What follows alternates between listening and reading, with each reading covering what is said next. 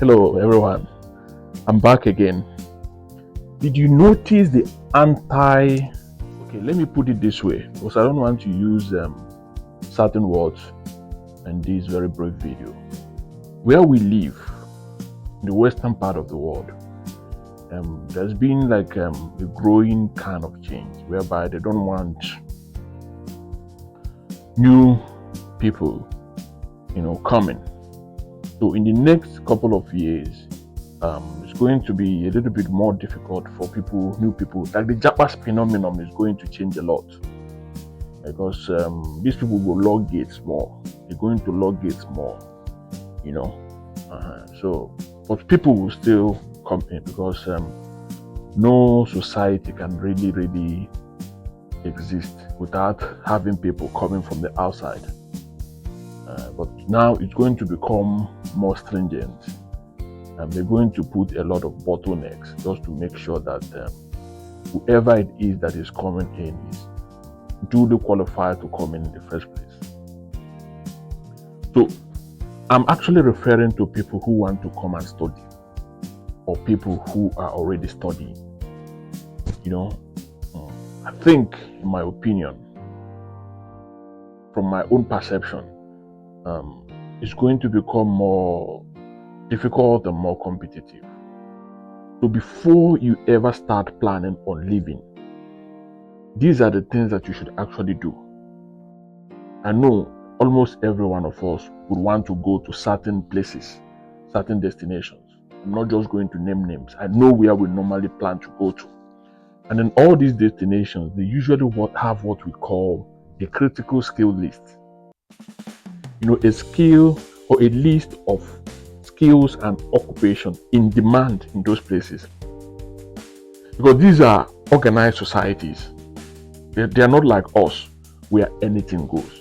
There's no like basic planning on how to run the place.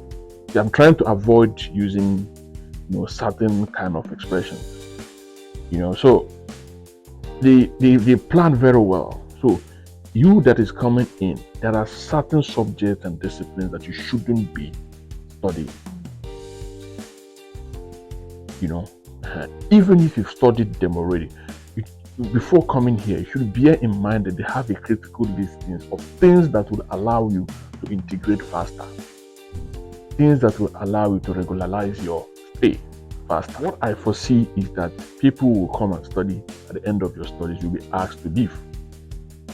That's what they're going to do. And people who will be allowed to stay back would be people who studied the things on their critical skills list. So you need to be very intentional. You need to be very strategic in planning. Don't come here and read anthropology.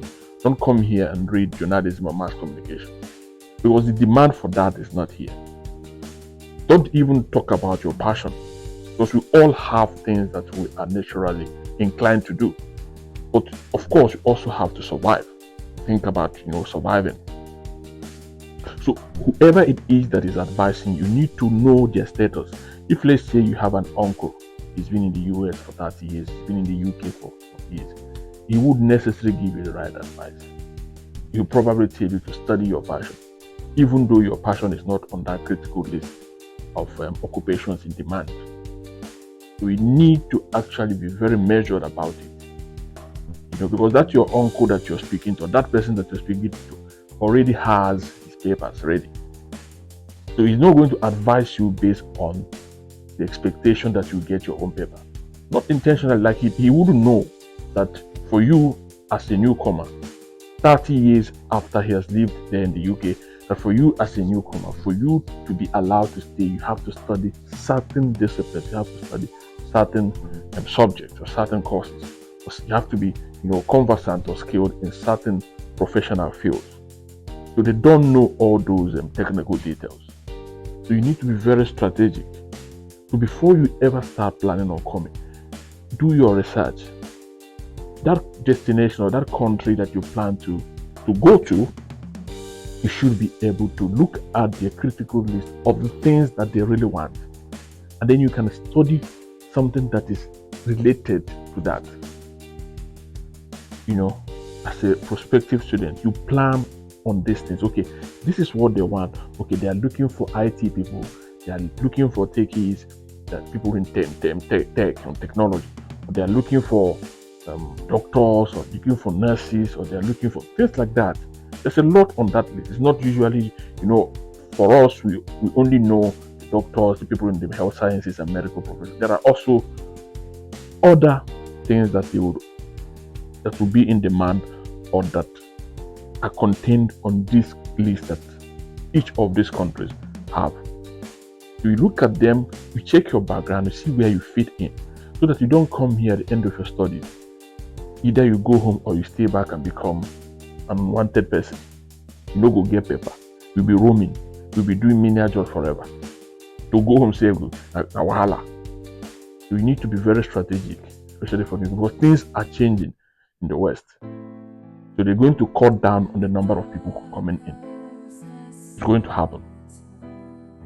So this video, or the purpose of this video, is to warn you in time, is to tell you that this is likely what the situation is going to be in the next 5, 6, 7, 8, 10 years. So that you come prepared.